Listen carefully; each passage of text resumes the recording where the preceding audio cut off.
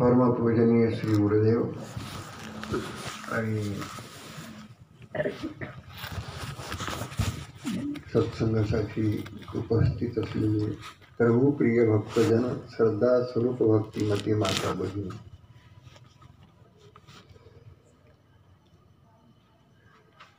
या ठिकाणी सत्संगाचा कार्यक्रम जाहीर केला. वास्तविक पाहता आपण सगळेच सत्संगी लोक आहात. अनेकदा तुम्ही सत्संग हा ऐकला असेल, काही लोक सत्संगाविषयी बोलले असतील.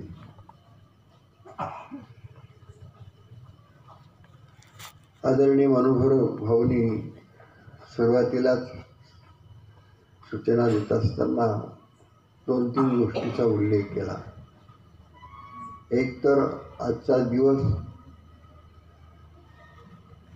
मंगलकारक आहे, कारण भारतीय घटनेचे शिल्पकार,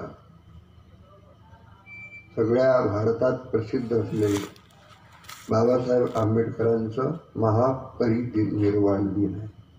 महत्त्वाची गोष्ट आहे. बाबासाहेब एक थोर माणूस होऊन गेला, थोर पुरुष होऊन गेले, महापुरुष होऊन गेले. त्यांनी भारताचं संविधान लिहिलं. दुसरी गोष्ट भाऊनी सांगितलं, कोणता क्रांतिपत्री सरकारचा त्यातही सुद्धा स्मृती दिन आहे. तिसरी गोष्ट,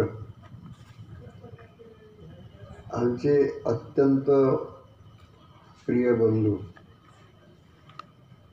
कुसरकर महाराज, त्यांच्या जयंतीचा कार्यक्रम. या तिन्ही गोष्टीचा एकत्रीकरण आणि आमचे आदरणीय डॉक्टर तराडे साहेबांनी हे आयोजन केला, त्याचा त्रिवेणी संगम आहे. आणि त्यात सत्संगाचा कार्यक्रम आहे. सत्संग कशाला म्हणतात? सत्संग म्हणजे सत्याचा संग करणे, त्याला म्हणतात सत्संग. नारद भक्ती सूत्रामध्ये सत्संग सेवधीर नृणाम असे भागवतात म्हटलं आहे. पण नारद भक्ती सूत्रामध्ये असं म्हटलं आहे की सत्संग जर संताचा संग जर घडला तर त्याला भक्ती ही प्राप्त होते. महत्संगस्तु दुर्लभो गम्य मोहश्च लभ्यतेपि तत्कृपयैव. नारद भक्ती सूत्र आहे. 6 शास्त्र आहे. 6 शास्त्राचे करते 6 जण आहेत. आणि ते 6 जण एकामेकाची मत त्याला वेगळे, एका मताचे नाही आहे. वेदांत शास्त्र व्यासानं निर्माण केलं, ते अजातवाद सांगतात. सांख्यशास्त्र कपिलांनी निर्माण केलं, आपल्या आईला सांगितलं. प्रकृती पुरुष व्यक्तीचं विवेचन करतात, त्यांचं जमत नाही. न्यायशास्त्र कणादांनी निर्माण केलं, ते कणाद ऋषी हे अणु आणि परमाणूचाच विषय सांगतात. ईश्वर हा अणूचा बनलेला आहे असं म्हणतात ते. महाराजांनी तिचा स्वीकार केला आहे. महाराज काय म्हणतात? अणु सेही परमाणु बना. म्हणजेच महाराजांच्या त्या भजनात कणादाचं न्यायशास्त्र आलेलं आहे. अणु सेही परमाणु बना, सब जीव जगत का रूप लिया, यामध्ये अजातवाद आहे, म्हणजे व्यासाचा वाद आहे. प्रकृती पुरुष आहे. प्रकृती पुरुष म्हणजे प्रकृती आहे आणि पुरुष आहे. हे सगळी दिसतं हे प्रकृतीचा खेळ आहे आणि त्याच्यामध्ये जे आहे चैतन्य त्याला म्हणतात पुरुष. ते त्या गोष्टी सांगत बसल्या तर काही काही समजणार नाही, पण मी त्याचा उल्लेख करतो. प्रकृती पुरुष विवेचनात्मकं शास्त्रं तत्सांख्यमिति उच्यते. मग पुढे ते चौथं शास्त्र आहे वैशेषिक शास्त्र. वैशेषिक शास्त्र सुद्धा वेगळ्या मताचा पण अणूचाच उल्लेख करतो आहे आणि ईश्वर हा अणूपासूनच झाला आहे असं त्याचं मत आहे.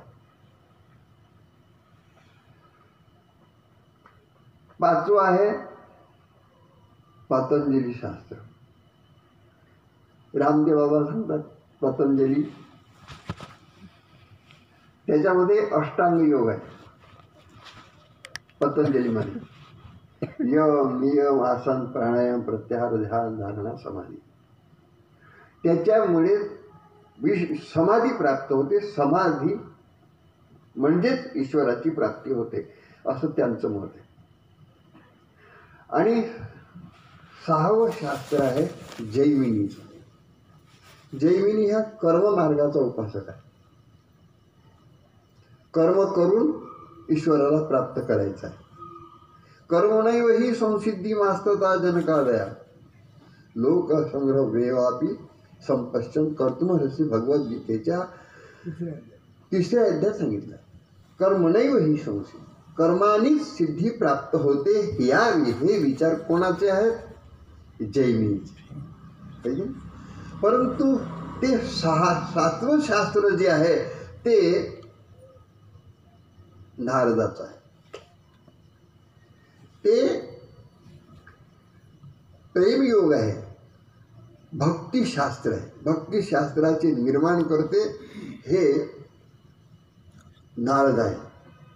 परंतु ह्या शास्त्र वेगवेगळ्या मताची आहे, पण भारतीय संस्कृतीने त्याला का मान्यता दिली? चार्वाकाला मान्यता दिली नाही. भारतीय दर्शनशास्त्रामध्ये बघा, दर्शनशास्त्राने बुद्धाला मान्यता दिली नाही. कारण काय? ते निश्वरवादी आहेत म्हणून. आणि भारतीय संस्कृतीने ईश्वर मानला आहे म्हणून त्यांनी 6 शास्त्राला मान्यता दिली. वास्तविक पाहता भगवान बुद्धांनी सुद्धा ईश्वराला मान्यता दिली आहे. त्यांच्या बाबासाहेब आंबेडकरांनी जो ग्रंथ लिहिला भगवान बुद्ध आणि त्यांचा धम्म, यामध्ये पुनर्जन्म आहे काय असं विचारलं एक त्यांच्या भिक्खूनं. त्याचा उत्तर त्यांनी दिलं पुनर्जन्म आहे. स्पष्ट म्हटलं आहे पुनर्जन्म आहे, पण कसा आहे याच्यात थोडा मतभेद आहे. ते म्हणतात हे पंचमहाभूत आहेत की नाही, त्यामध्ये आकाश तत्व सोडलं तर पृथ्वी, आप म्हणजे जल, अग्नी, वायू याचं एकत्रीकरण केलं म्हणजेच माणूस जन्माला येतो. आणि याचं विघटन झालं म्हणजे मनुष्याला मरण आहे असं म्हणते तो. पण एकत्रित आलं म्हणजे, आणि चेतना त्यांनी सांगितली, चेतना, या चेतना निघून गेल्यानंतर हे मुर्दा शेरी पडते. भगवान बुद्धांनी चेतना मानलं, तेच आपल्या संत महात्म्यांनी त्याला चैतन्य असं म्हटलं आहे. चेतना आणि चैतन्य, काही लोक त्याच्यातच भांडतात जास्त. भगवान बुद्ध म्हणजे भगवान बुद्धांनी ईश्वर मानलाच नाही. ईश्वर हा शब्द जरी मानला नाही तरी चैतन्य मानला आहे ना. चैतन्य म्हणजे हर देश में तू हर भेष में तू तेरे नाम अनेक तू एक ये. त्या अनेक नावं ज्यांनी धारण केले ते मुळात देहधारी पंचतत्वाचा शरीर नाही आहे.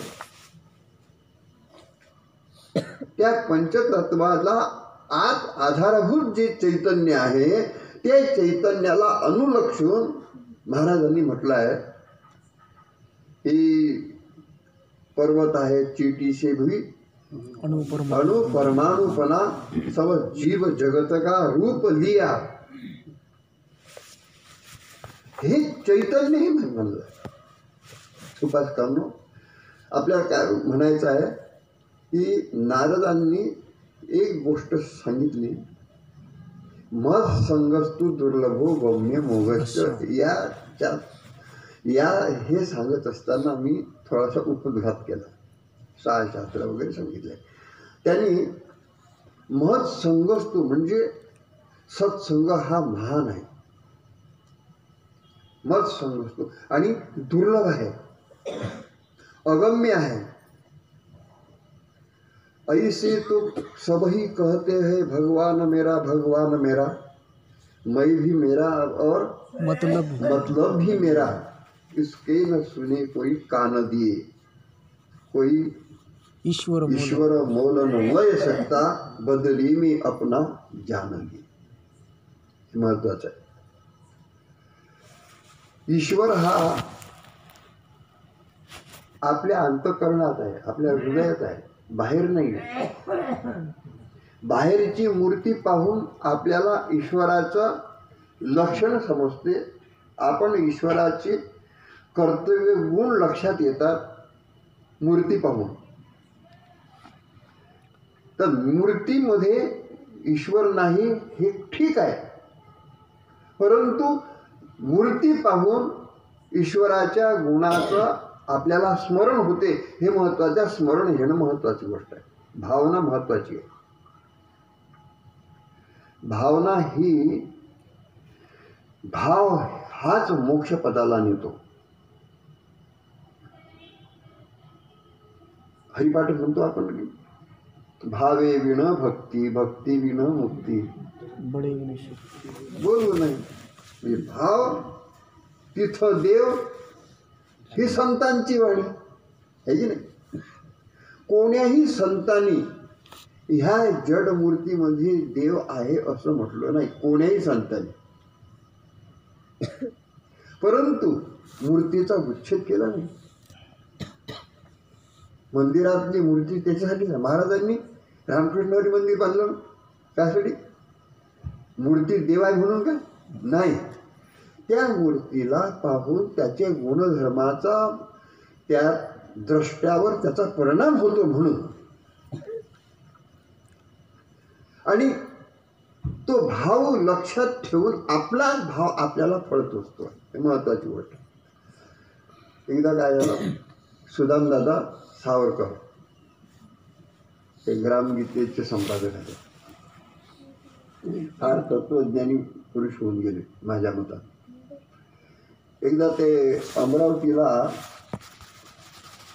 हनुमान व्यायाम शाळेच्या रस्त्यानं जात होतो. भिंत होती मोठी आणि एक कोनाडा होता मोठा, आणि त्या दगडाला म्हणजे रंग फासलेला, काय म्हणतात ते, शेंदूर फासलेला, ते बसलं होतं तिथं ठेवलं होतं. आणि एक पणती तिथे लावली होती, विजली होती पण पणती, आणि एक नारळ फोडून टाकलं होतं. त्याचा टोकर जरा आत होतं. जाता जाताना मी दादांना म्हटलं, दादा हे पाहिलं तुम्ही? म्हणजे म्हटलं हा देव कोणता आहे? मी दादाला विचारलं. ॲक्च्युअल गोष्टी होती. दादा म्हणत चला आपण काही थांबू नये, इथं आपल्याला लोक पाहिजे सुदामजी इथं काय थांबले म्हणून. तर दादा म्हणत हरिभाऊ अशी गोष्ट आहे, कोणता दगड आपणच आणला पण त्याला शेंदूर फासला. त्या माणसानं दगड आणला, त्यांना हे शेंदूर फासला, लावला, आणि तोच त्याच्याजवळ हात जोडतो देवा प्रसन्न होईल म्हणून. हे सगळं भावनेचा खेळ आहे. दगडात देव आहे नाही, शेंद्रात देव आहे का नाही, पण दगड आणि शेंदूर एक केला म्हणजे लोकांची भावना आहे तिथं देव आहे. ते देव आहे का नाही आहे, परंतु ते भाव व्यक्त करतात हे महत्वाची गोष्ट आहे. न काष्टे विद्येते देव न पाषाणे न मृण्मये भावे न विद्येते देव तस्मात भाव ही कारण. कसं म्हणतात? तस्मात भाव ही कारण म्हणजे भाव देवाते उचित. तुकाराम महाराज म्हणतात भाव देवाते उचित भाव तूच भगवंत. संत तुकाराम महाराजांचं वाक्य आहे. भाव तेच भगवंत आहे. न काष्टे विद्यते देव. न काष्टे म्हणजे लाकडात देव नाही. न पाषाणे म्हणजे दगडात देव नाही. न मृण्मये मातीत देव नाही. साध्या साध्या शब्दात तुकडोजी महाराजांनी सांगितलं. लाकडाचा देव त्याला अग्नीचा देव, दगडाचा देव त्याला वड. किती पण हे जाड शब्द मी बोललो तर त्याला त्याचा प्रभाव पडतो. सहज सहज मला काय भाव तिथं संताची महाराजचं भजन आहे, मनी नाही देव बाजारचा भाजीपाला नाही.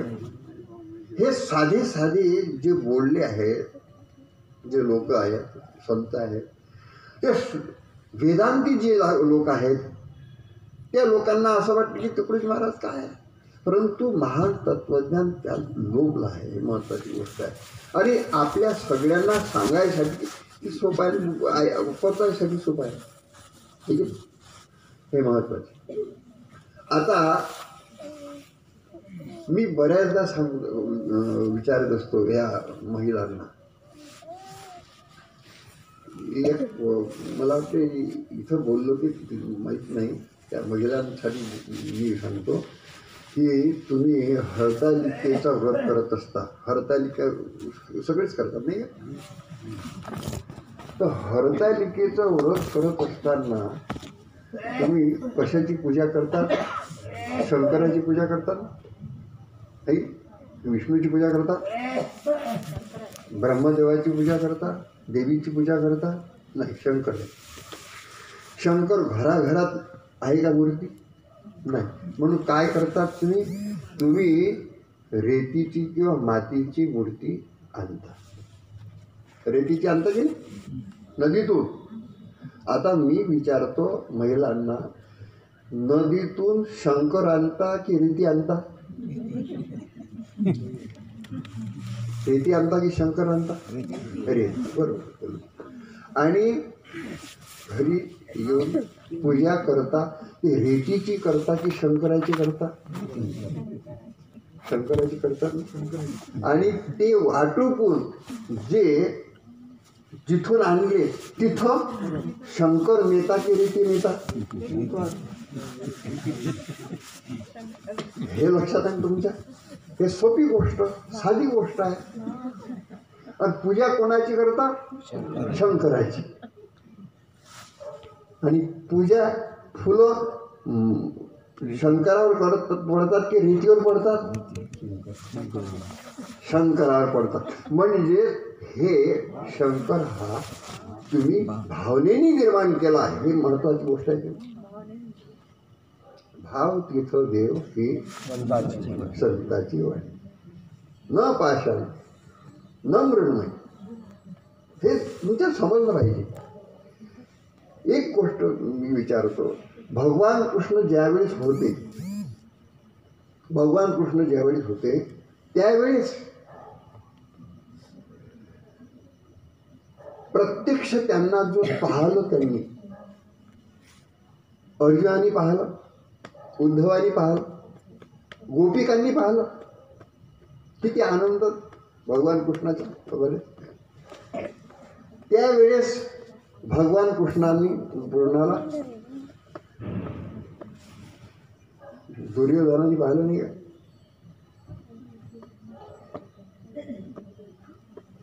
शकुनी मामांनी पाहिलं नाही का?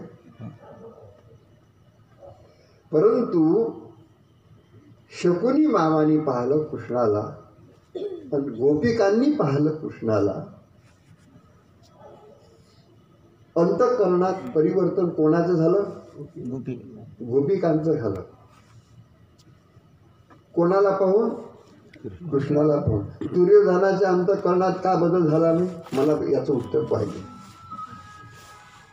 का झालं नाही? याचं कारण कृष्णामध्ये ईश्वराचा भाव निर्माण झाला. तो भाव गोपिकांच्या ठाई होता आणि दुर्योधनाने जे कृष्णाकडे पाहिलं तो त्याचा विरोधक म्हणून पाहिलं. त्यांनी एकाच माणसाने दोन बाजूला पाहिलं आहे ना. तुम्ही कोणाकडे कोण्या भावाने पाहता त्याच्यावर तुमचं मन अवलंबून आहे, तुमचा भाव अवलंबून आहे. हे महत्त्वाची गोष्ट. आणि सगळ्या जगामध्ये हा सगळा चालला खेळखंडोबा तो कशामुळे? सगळा भावविरहित.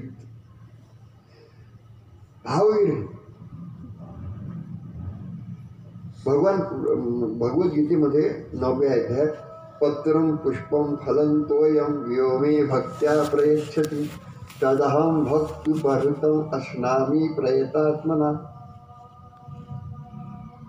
या श्लोकात काय आहे?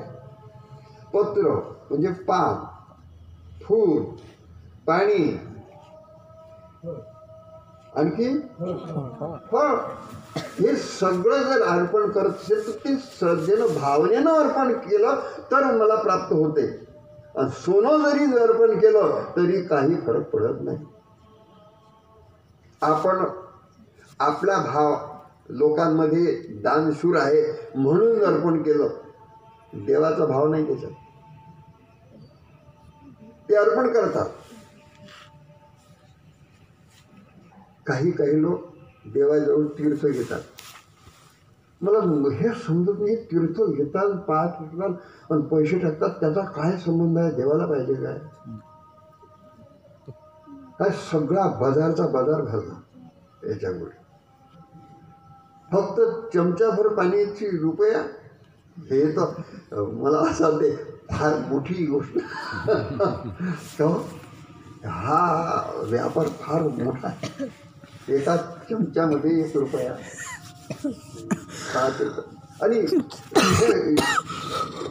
आजवर सगळे बसले होते नाही, काही लोक सोडले तर याच्याच मागं लागले. तीर्थ घ्यायला पैसा टाकाना, तीर्थ घेतलं ना असं म्हणतात एकामेकाला. मी पाहिलं त्या त्र्यंबकेश्वरला गेलो मी. तर त्र्यंबकेश्वरला ब्रह्मगिरी आहे. पाहिलं का तुम्ही? ब्रह्मगिरी फार उंच आहे. आणि तिथून त्या त्र्यंबकेश्वर गावातून गुंडभर पाणी तिथे आणते. कशासाठी? ते चमच्यानं पाणी टाकायसाठी. आणि पाणी टाकला, रुपया टाक. चमच्यानं पाणी टाकलं, रुपया टाक. मी ते रुपयाही टाकला नाही, चमच्यानी पाणी घेतलं नाही. मला हे सांगायचं, मी विरोधक नाही त्याचा, पण भाव त्या ठिकाणी देव आहे हे महत्त्वाची गोष्ट आहे. आणि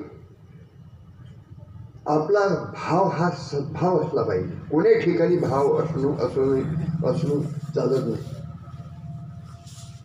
भगवद्गीतेमध्ये भक्ताचे लक्षणं सांगितले आहे, भक्ताची चिन्ह सांगितले नाही. दुसऱ्या अध्यायामध्ये स्थितप्रज्ञाचे लक्षणं सांगितले आहेत, स्थितप्रज्ञाची चिन्ह सांगितले नाही. 14व्या अध्यायामध्ये भगवद्गीतेच्या गुणातीताची लक्षणं सांगितले, परंतु चिन्ह सांगितले नाही. 18व्या अध्यायात भक्तिमयी पराम तत्वा, म्हणजे पराभक्ती कशाला म्हणतात? विक्त सेवी लघवासी अथवा काय मानसा ध्यान योग परो नित्यम वैराग्यम समपाश्रित. म्हणजेच या भक्ताच्या लक्षणामध्ये ईश्वर पाहिला, त्यांनी चिन्हात नाही पाहिला. चिन्ह कशाला म्हणतात? चिन्ह म्हणजे बाहेरून दिसणारे, त्याला म्हणतात चिन्ह. म्हणजे डोळ्याने दिसतात त्याला म्हणतात चिन्ह. आणि लक्षणं कशाला म्हणतात? लक्षणं म्हणजे आपल्या आचारातून व्यक्त होणारं त्याला म्हणतात लक्षण. लक्षात येतं? लक्षण आणि चिन्ह याचा संबंध गंध लावतो आहे. लक्षण आहे काय? चिन्ह आहे. है की नाही? गळ्यात माळ आहे, माझ्या माळ एक नाही दोन आहे. हे काय? चिन्ह आहे. लक्षण आहे का? नाही. नाही. हे भगवी टोपी आहे. हे काय लक्षण आहे का? की चिन्ह आहे? तुम्हाला समज ह्या बाहेर ते म्हणी मंगळसूत्र. मंगळसूत्र लक्षण आहे की चिन्ह आहे? चिन्ह. जोडवे काय आहे? लक्षण आहे की चिन्ह आहे? चिन्ह आहे. हे कुंकू लावणं हे काय आहे? चिन्ह आहे की लक्षण आहे? लक्षण कशाला म्हणतात? आता लक्षण असं कशाला म्हणतात? चिन्हावरून लक्षण ओळखणं हे अडाणीपणाचं लक्षण आहे. अडाणी आहे. चिन्हावरून लक्षण. चिन्ह लावलाय आणि गाळ्यात माळ आहे, त्याला भक्त असं म्हणू शकता का तुम्ही? नाही. पण अभक्त आहे असंही म्हणू शकता का? नाही. चिन्ह वेगळे, लक्षण वेगळे. महत्वाची गोष्ट आहे. मंगळसूत्र आहे, कुंकू लावते आहे, जोडवे आहे. विधवा बाई सुद्धा करू शकते की ते? नाही. काही आपल्या सिनेमामध्ये नट आहेत ॲक्टर, ते का गंध लावतात माळा ते भक्त म्हणून काय त्याला? नाही. मग लक्षणं कशाला म्हणतात? भक्ताचे लक्षणं कशा म्हणतात? भक्ताच्या लक्षणाची पहिली जी लक्षणं आहेत ते अद्वेष्टा सर्वभूतानां मैत्र करुण एव च निर्ममो निरंकार समदुःख सुखक्षमी. किंवा भगवद्गीतेच्या दुसऱ्या अध्यायात स्थितप्रज्ञाचे लक्षण आहे. स्थितप्रज्ञाच्या लक्षणात काय कोणतं आहे? ही नसे दुःखात उद्वेग, सुखाची लालसा नसे, नसे तृष्णा भय क्रोध, तो स्थितप्रज्ञ संयमी. हे स्थितप्रज्ञाचं लक्षण आहे. हे चिन्ह नाही. हे महत्वाचं आहे. आपल्याला चिन्ह बनायचं नाही, लक्षणा रूपांगी बनायचं. आणि चिन्ह कशासाठी आहेत? लक्षणं बांधण्यासाठी चिन्हाचा अवलंब केला आहे. मी एकदा अकोल्याला एक वकिलांच्या सभेत गेलो होतो. निरखी एक जज होते अध्यक्ष तिथं. तर विषय होता तुकडोजी महाराजांच्या प्रार्थनेचा. मी असं म्हटलं वकिलांना, 100 वकील बसले होते इथे. मी म्हटलं का हो, हे भगवी टोपी म्हणजे मानवतेचं चिन्ह आहे काय? नाही. माळ मानवतेचं चिन्ह आहे का? नाही. शंकराची पूजा करणं हे सगळ्या जगातील मानवांना मान्य आहे का? मानवता कशाला म्हणतात? या सर्व ऐच्छागत जगातील माणसांना मान्य असणारा जो भाग त्याला म्हणतात मानवता. आहे की नाही? पटलं तुम्हाला? सगळ्या मानवांना मान्य असेल तर. साखर गोड आहे, कोणत्या माणसाला मान्य नाही? सगळ्याच मान्य. मिरची तिखट लागते, हे कोणाला मान्य नाही?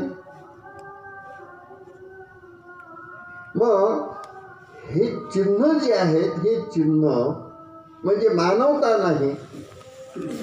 मानवता कशाला म्हणतात? जे खळांची व्यंकटी सांगतो तया सत्कर्मी रती वाढो भूता परस्परे जळो मैत्र जीवाचे ह्याला म्हणतात मानवता. पावण्याही जीवाचा नघडो मत्सर वर्म सर्वेश्वर पूजनाचे हा मानव धर्माचा विचार. हे हे सगळ्या धर्माच्या लोकांना मान्य झालेलं आहे, पण चिन्ह वेगवेगळे आहे. इस लिहे पहिनी है माला जल जाय इस दिलका काला. यासाठी मी माळ घातली आहे. मला तो चुकला या. हा, माळ मानव धर्म नाही, पण मानव धर्माचं रक्षण करण्यासाठी मी माझ्या परीनं माळ घातली. चुकलं काय? ही भगवी टोपी दर्शवी आपली पुरातन संस्कृती इतिहास कालापूर्वीची जी चिन्ह आर्या भारती. पुढे या प्रार्थनेच्या काळी तरी त्यागाची ही धरी धारणा. राष्ट्रसंतांनी ह्या त्यागाची धारणा प्रार्थनेच्या वेळेस तरी जपली पाहिजे असं म्हटलं, म्हणून आम्ही भगवी टोपी घालतो. चुकलं आहे आमचं? हे मानव धर्म नाही, परंतु मानव धर्माचं रक्षण करण्यासाठी आम्ही हे चिन्ह उपयोग आणले, याचं चुकलं काय? परंतु लोक काय करतात की चिन्हावरून भानगडी करतात. माळावरून हे माळ घालून काय करतात, चंदन लावून काय करतात, टोपी घालून भगव्या करून काय करतात. हे जे चिन्हावरून जे दोष देतात ते अडाणी असतात. मी तर असं म्हणतो, धारिष्ट्यानं बोलतो, हे ते मूर्ख असतात. फक्त चिन्हावरून भांडणारे ते.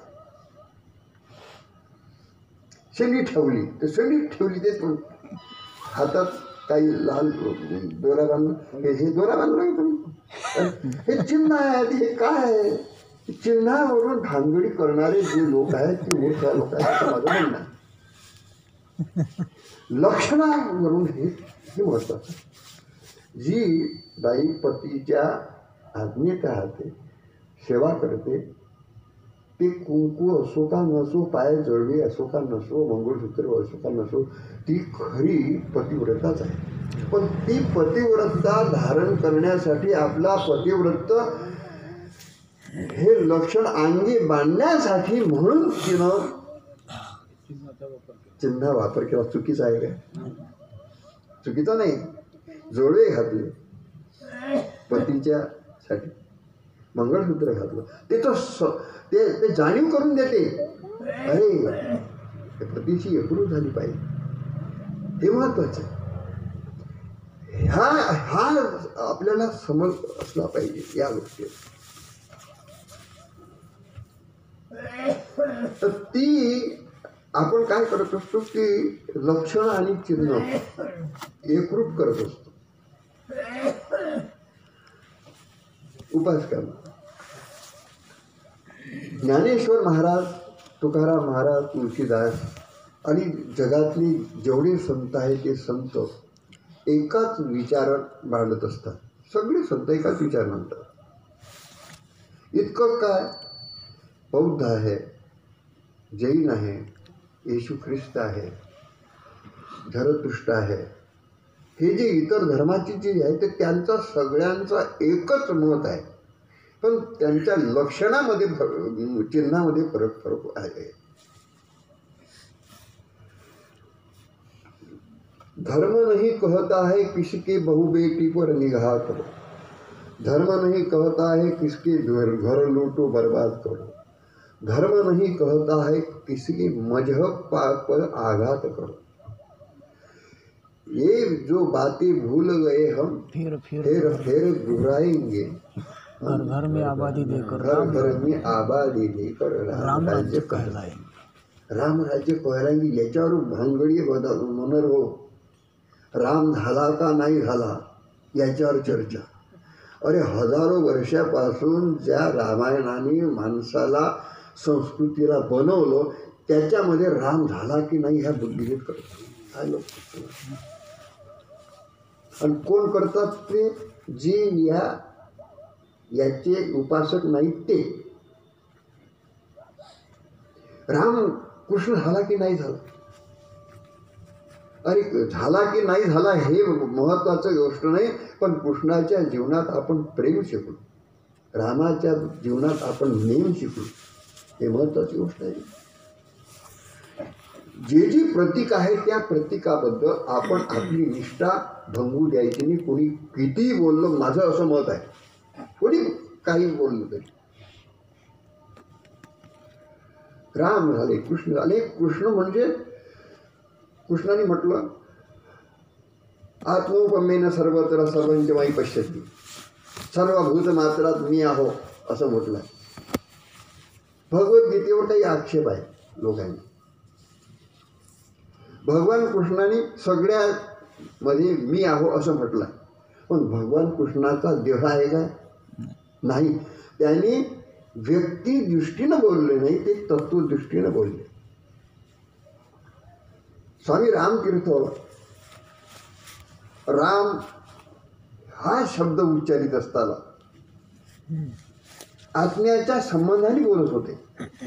रामतीर्थ इतकंच काय, आपले सीतारामदास स्वामी ते सुद्धा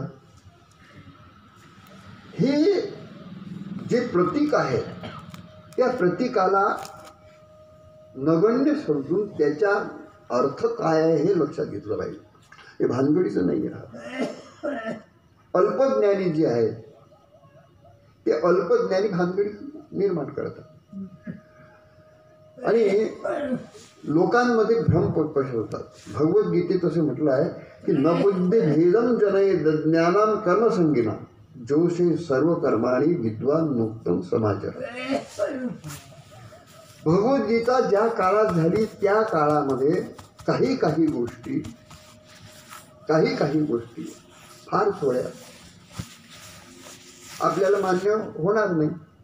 श्री वैश्यास तथा शूद्रास्ते पियांती करामध्ये भगवद्गीतेला 9व्या अध्यायातलं सांगितलं. भगवान कृष्णाने स्त्रियेला स्थान दिलं नाही असं कसं बघा, म्हणजे सगळी भगवद्गीतेत तसेच आहे नाही. स्त्री वैश्यास तथा शूद्रा स्त्री पियांती परांगती, त्यालाही सुद्धा ते भक्तिभावानं म्हणजे भक्तीनं जर स्त्रियांनी शूद्रांनी जरी भक्ती केली भावनेनं तरी ते तरुण जातात. म्हणजे त्याचा अर्थ त्याला कमीपणा आणला. किंम पुनर्ब्राह्मणा पुण्या भक्ता राजर्षी असतता, म्हणजे ब्राह्मण जे आहे त्याला काय विचारतात ते तो तरुणच जाऊ शकतात. म्हणून असं म्हटलंय काही लोकांनी की स्त्रियांमध्ये कमीपणा भगवान कृष्णाने आणला. त्याच्यात वादळ. भगवान कृष्णाने भगवद्गीतेसारखा इतका महान ग्रंथ गांधीजींनी अनासक्ती योग म्हटला. टिळकांना प्रश्नच नाही आहे, गीता रहस्य म्हणलं. पण राष्ट्रसंत तुकडोजी महाराजांनी एक पुस्तक लिहिलं आहे गीता प्रसाद म्हणून. इतकंच काय, आर्य समाजाने भगवद्गीतेचं भाष्य निर्माण केलं. वेदमूर्ती सातवळेकरांनी पुरुषार्थ जवळजवळ 1000 पानाचा ग्रंथ लिहिला केला, पुरुषार्थ बोधिनी या नावाचा. शंकराचार्यांनी संन्यासपर ग्रंथ म्हटला. मध्वाचार्य आहे, निंबार्काचार्य आहे, अनेक पंथाचे लोक आहेत. तर माझं असं म्हणणं आहे की हे जे संत पुरुष झाले, हे संत पुरुष ज्या ज्या काळात झाले त्या काळामध्ये जी परिस्थिती होती, जे काल होता, त्यांचा समाज रचना होती, त्या समाज रचनेच्या भागातून ते बोलले होते. एक रामतीर्थाचं वाक्य सुंदर आहे, फारसी भाषेत आहे ते. फेरे अतबार ऋषि मुनियों के, ऋषि तुमको नहीं बना सकते, बखत था और ही दिन थे जिसमें इन्हीं के थे, वे तुम्हारे कभी नहीं होंगे. याचा अर्थ असा की ऋषीमुनी ज्या काळात झाले आणि ज्या काळात झाले त्यावेळेस ते समाज रचना, समाजाची आवश्यकता ही वेगळी होती. आणि त्यावेळेस त्यांनी जे ग्रंथ लिहिले ते त्या कालाला अनुसरून लिहिले आहे. ते ग्रंथ वाचून तुम्ही जर आचरण करू म्हणता तर तुम्ही ऋषी मुनी होऊ शकत नाही. आम्ही एक यज्ञ केला होता पिंपळगाव काळ्याला व्यसनमुक्तीचा. 4 सोळा बिळेसुरा. तो एक माणूस म्हणाला का हो ज्ञानेश्वरीमध्ये बिडीचं काही उल्लेखच नाही आहे. आम्ही बिडी सोळा कशाला म्हणतो तुम्ही? चहाचंही नाही आहे. आम्हाला म्हणतात चहा सोडा. ज्ञानेश्वरीमध्ये तो चहाच नाही आहे. आता कसं तुम्हाला पटते काय? त्यावेळेस बिडी नव्हती आणि त्यावेळेस चहाही नव्हता. चहा बिडी ते थोतांड पान चहा बिडीचे थोतांड चहा बिडीचे थोतांड सर्वतोपरी वर्जी आहे. हे ज्ञान गीतेत आहे. ते ज्ञानेश्वरीमध्ये आहे का? ते ज्ञानेश्वरीमध्ये नाही म्हणून तुम्ही घ्याल का चहा बिडी पान थोतांड? म्हणजे हा भाग जे पुढचे जे साधू संत आहेत त्या पुढच्या साधू संतांना हा दृष्टिकोन दिसते, लक्षात येते. शंकराचार्य होऊन गेले. पण काही गोष्टी मुद्दे आहेत. ते व्यसन हा तंबाखूचा अलीकडे आपल्या देशातलं नाही आहे, हा बाहेरच्या देशातून आलेला आहे. नाहीतर आपल्या देशातून जातात सांगितलं. पण दारू अनादिकालापासून चालू आहे. चोरी अनादिकालापासून चालत आली. व्यभिचार अनादिकालापासून चालत आले. असं आहे. हे दुष्ट व्यसन हे अनादिकालापासून चालत आले ना. त्या कठोपनिषदेची गोष्ट आहे.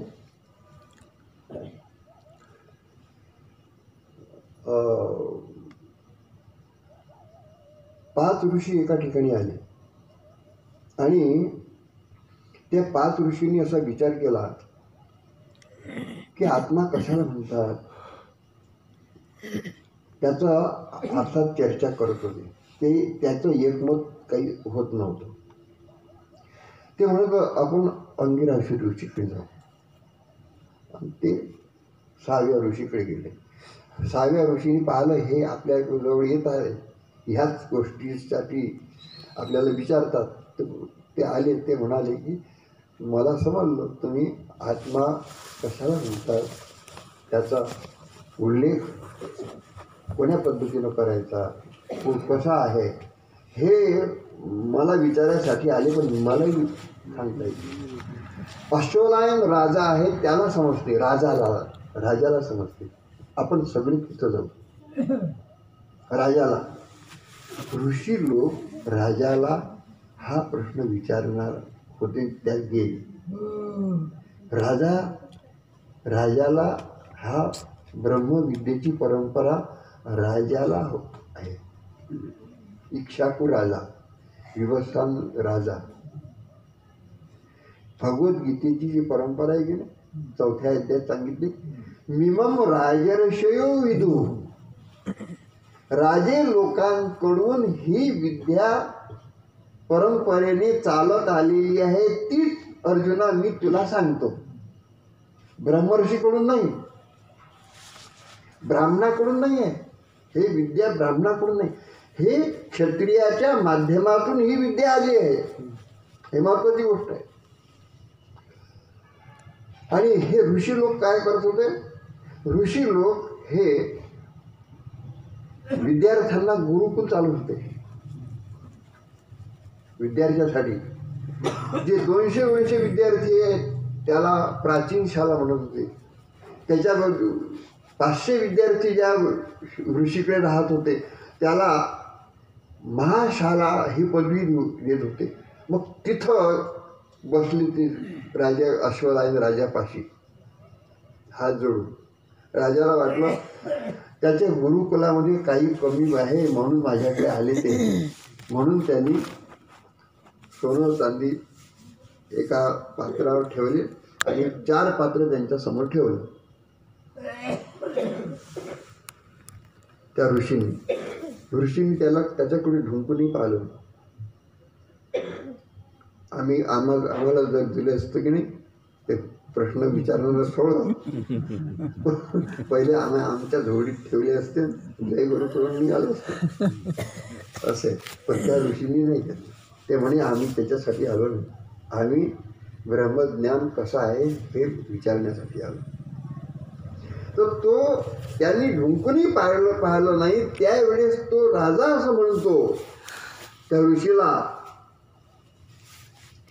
की हे ऋषीवर्य, माझ्या संपत्तीला तुम्ही हात लावत नाही याचा अर्थ मी अपमानित करून लोकांनी जबरदस्तीनं कर वसुली करून हे धन प्राप्त केलं असं तुम्हाला वाटत असेल. तसं नाही आहे. त्याचा श्लोक आहे मुखात उपनिषदातला, नमेस्तेनो जनपदे, माझ्या जनपदात माझ्या राज्यात, नमेस्तेनो जनपदे न मद्यपहा, कोणी दारू पिणारा नाही, न कदर्या, कंजूस कोणी माणूस नाही, नस्तेनो, चोर नाही आहे, आमच्या राज्यात कोणी चोर नाही. असं छाती ठोकपणे कोणी म्हणू शकतं का? राज्यात, गावात नाही म्हणू शकत आपण. आपल्या गावात तो राजा म्हणून अश्वरायण राजा, नमेस्तेनो जनपदी न उद्यपा न कदर्या. पुढे म्हणतो आमच्या राज्यात कोणी मूर्ख माणूस नाही आहे, न शिकलेला कोणी नाही आहे. आणि सगळ्यात शेवटी म्हणतो न स्वैरी कुतः, व्यभिचारी पुरुषच नाही तर स्त्री कुठून असणार. म्हणजे त्यावेळेस हजारो वर्षापूर्वी हे समाजात ह्या गोष्टी घडत होत्या म्हणून त्यांनी लिहिलं आहे की नाही. चांगलं लिहिलं, वाईटही लिहिलं, परंतु हे जे व्यसन आहे, चालू व्यसन, हे जुन्या काळी लिहिलं नाही. आणि मंडळी, ह्या गोष्टी आपल्याला समजल्या पाहिजे की आता चालू कालामध्ये आपल्याला कसं वागायचं, कसं समजायचं, समजून घ्यायचं. आणि अनेक प्रवाह आहे, परमार्थाचे अनेक प्रवाह आहे, बरं एकच नाही आहे.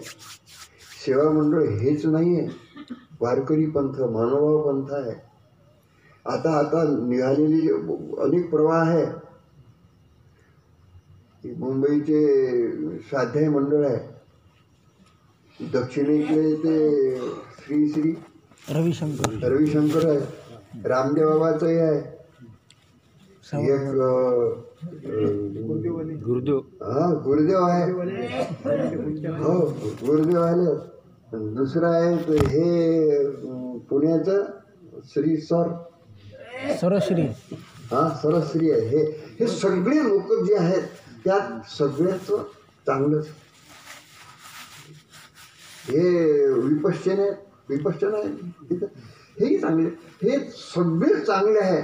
परंतु एक गोष्ट मात्र त्याच्यात मध्ये हे आहे की व्यक्ती, कुटुंब, समाज, गाव आणि राष्ट्र मिळून विश्व, याची 6ची बांधिलकी ज्यामध्ये सांगितल्या जाते त्यात ते पंथ, कोणताही पंथ तो 6 मार्ग त्याचा सांगितला आहे, स्पर्श झाला आहे, व्यक्तीला स्पर्श झाला आहे पाहिजे. कुटुंब कसा राहायचं याला सांगितलं पाहिजे, समाजामध्ये कसं वावरायचं, समाजामध्ये कशी उन्नती करायची आपल्या व्यक्तीच्या दृष्टीनं. तिसरं, गावाच्या दृष्टीनं काही सांगत असतो काय, गावाचं एकत्रीकरण कसं करावं, ग्रामोद्धार कसं करावा, ह्या गोष्टी. आणि गावामध्ये नंतर राष्ट्र, आणि राष्ट्रानंतर मग विश्व. ह्या 6 मार्ग ज्या पंथात सांगितले असतील तो पंथ माझ्या दृष्टीनं श्रेष्ठ आहे. नाव काही घेत नाही तुम्ही. आणि काही पंथामध्ये काही न्यूनता असते. छाती ठोकपणे आपण काही म्हणू शकत नाही आणि कोणी म्हणायचं नाही. पण हा सहा मार्ग तिथं आहे. काही सामाजिक काम करणारे आहेत लोक, परंतु व्यक्तित्वाच्या दृष्टीनं सकाळी उठायचं, स्नान ध्यान करायचं हे नाही. हे महत्वाची गोष्ट आहे.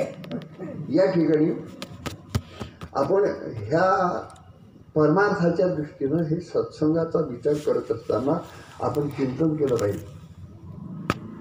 मी कोण्याही पंथाला, कोण्याही धर्माला दूषण देत नाही. सगळे चांगले आहेत. महाराज असं म्हणतात, अपनी अपनी देवता घर में पूजी जाय, सब मिलके जो होय प्रार्थना सब में आदरला आहे. राष्ट्रसंत तुकडोजी महाराज आम्हाला का प्रिय वाटतात की त्यांनी कोणालाच विरोध केला नाही, आणि कोणाला विरोध केला नाही तर कोणाचंही चांगलं सांगितलं आहे, पण त्याच्यामध्ये जे जे काही टाकाऊ आहे त्या गोष्टीचाही उल्लेख केला आहे महाराजांनी. म्हणून आम्हाला ग्रामगीता श्रेष्ठ वाटते. माझाची नव्हे हा विचार. पुष्कळ ग्रंथ वाचले,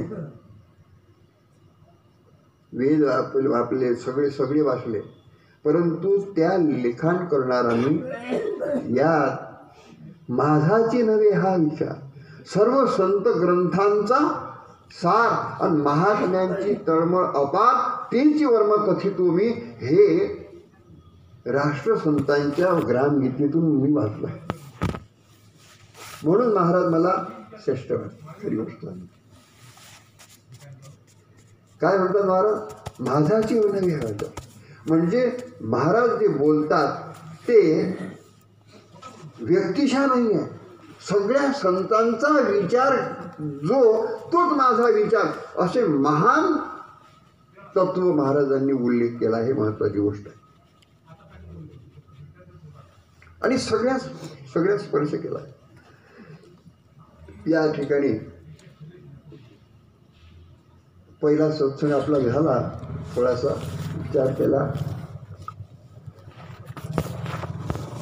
मी विषय दिला असता बरं झालं असतं. माझ्या बोलण्यात चर्चेला तर पहिला दिवस आहे. पुन्हा आणखी उद्या काही चर्चेला लोक येतील, काही शंका समाधान करतील. मी असं नाही, आपण सगळ्यांची चर्चा करून सत्संग पार पाडू. आणि महत्त्वाची गोष्ट आहे की आमचे मनोहर आहे, रेचे आहे, आमचे हे संकेत महाराज आहे काळे, चांगला अभ्यास आहे त्यांचा. त्यांना मी सोबत आणलं त्याच्यासाठी. मला असं वाटतं रवी भाऊचे आलं रवी भाऊ मानव यांची टीम आली आहे. सगळे सर्वामुखी मंगल बोलवावे असा आपल्या सत्संगाचा कार्यक्रम आहे. आता आपला आटोपून घेऊ. कार्यक्रम आटोपला आपला. एक तास झाला. सद्गुरुनाथ महाराज की शांतीपाठ. शांतीपाठा करता सर्वेत्र